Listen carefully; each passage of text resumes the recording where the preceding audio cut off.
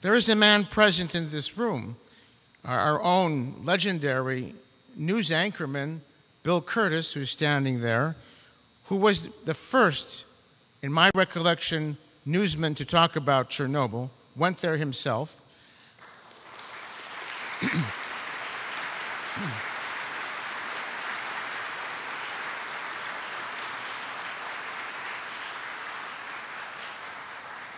Drank vodka with the Communist Party members, and all of a sudden they decided to dissolve the Soviet Union. But prior to our going to the next room, which is the Claudia Cassidy Theater, I'd kindly ask Mr. Curtis to say a few words to this assembly. You haven't seen the whole movie, you've seen part of it, but encouragement to our director, Julian Haidow. Thank you.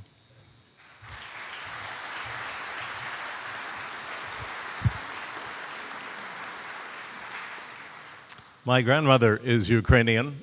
My grandfather was Croatian, so I kind of belong in that part of the world. And that's one reason I was very interested in going. I was shooting a documentary for Nova, the PBS program, and got there, and was the first American television reporter. I think the New York Times, John Burns, was ahead of me. And we left from beautiful Kyiv, the 90-mile drive, up to Chernobyl, not really knowing what to expect. And my first impression was of the countryside. It was a low-hanging fog most of the time, certainly not connected to Chernobyl itself, and wet and rather dry and dismal. And as far as I could see, looking out across the agricultural fields, I said, well, I know why my grandmother came to Kansas. It looks just like Kansas. And they wound up going exactly to the wheat fields where they could plant their wheat. They carried turkey red seeds in their aprons and started up the wheat business for the United States. But you hit a first checkpoint at 30 miles, and then another checkpoint, and if we hadn't had papers, we couldn't have gone in. But we cleared, and then you run into the 10-mile zone. And it's right by the older village. We were ushered in to some authorities, Russian, the vice president of the actual Chernobyl plant, and we had our ubiquitous tea and cookies. And then he said, well, you have to leave your vehicles here because no vehicles can go past this point. We have them, and no vehicles that are within that 10-mile zone can leave that area. So we put all our gear in, and we had a full day. I'm not sure they wanted us to stay longer, and I'm not sure we wanted to stay longer. We were able to see plenty. And we went first to the village of Pripyat, the abandoned modern apartment buildings, and the now famous image of the school children and playground equipment that has been abandoned. It was largely built, we were told, for the workers who came in to build the reactors. And it is as eerie and stands as a wonderful metaphor for what happened there and what could happen, I suppose, in a catastrophic nuclear disaster. It is totally empty. But it was empty because they had left everything behind almost in a moment's notice. I say it's like the Anasazi, who in the Southwest suddenly left their fires burning because they had to get out now. And so it's as if the people who lived there had just left the day before or an hour before. So you can see the stuff of life. You can walk down the streets, totally quiet. I was struck by the beautiful red berries on the trees in a typical scene from a Ukrainian winter. And then, as you see in some of the photographs outside, they have the cottages, the old farmhouses, and some of the farm ladies, peasant farmers, look exactly like my grandmother, so which warmed me, and again, I connected. I think my biggest impression was how loose it was being run. There was no warning to speak of.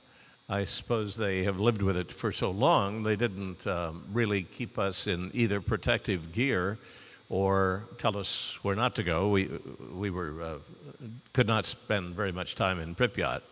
I had a Harvard University nuclear scientist, and he had brought a Geiger counter along, so we were running our own checks. We got on a bus to go to the main offices, and as we were driving down the road, we had the whole bus to ourselves, and he put the Geiger counter down on the seat next to him, and it pegged, and the warning went off.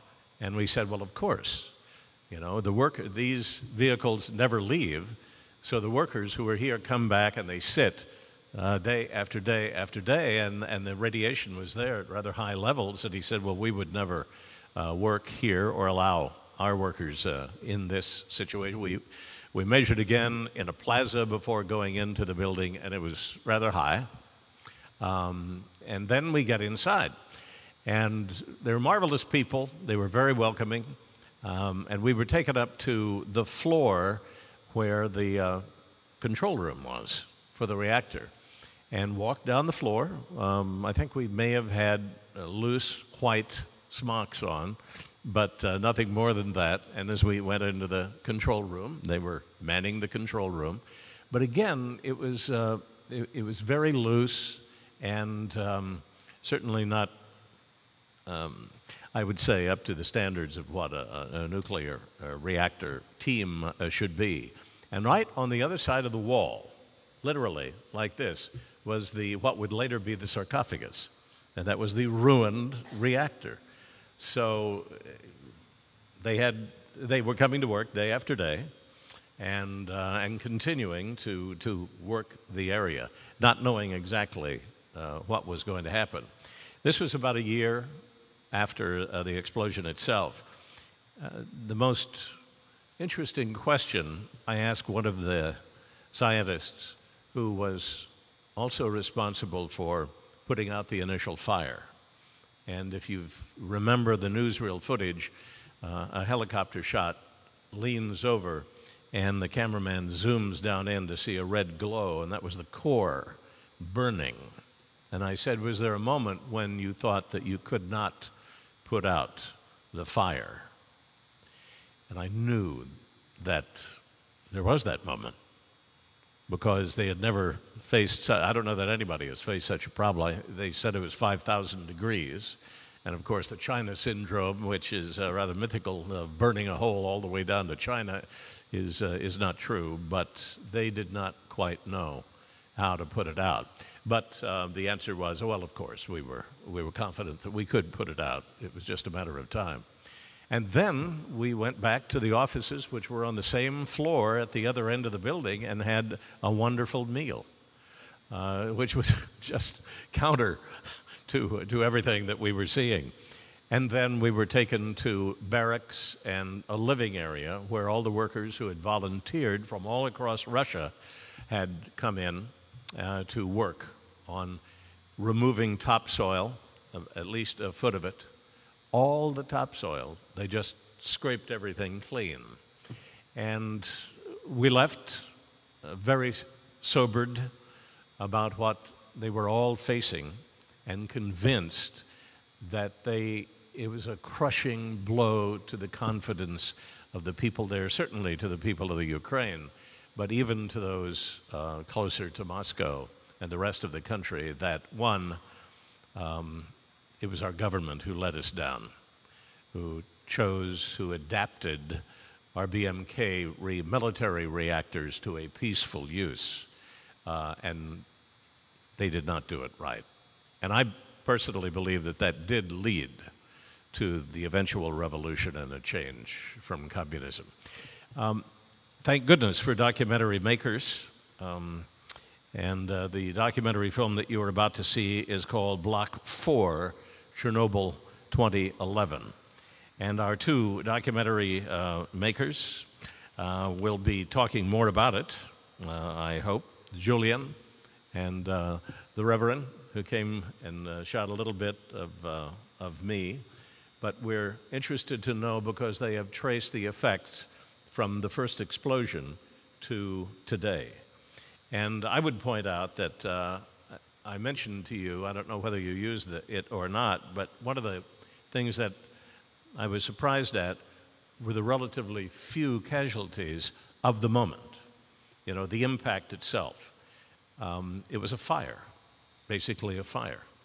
And the firemen, can you imagine the courage it took? Firemen fight fires.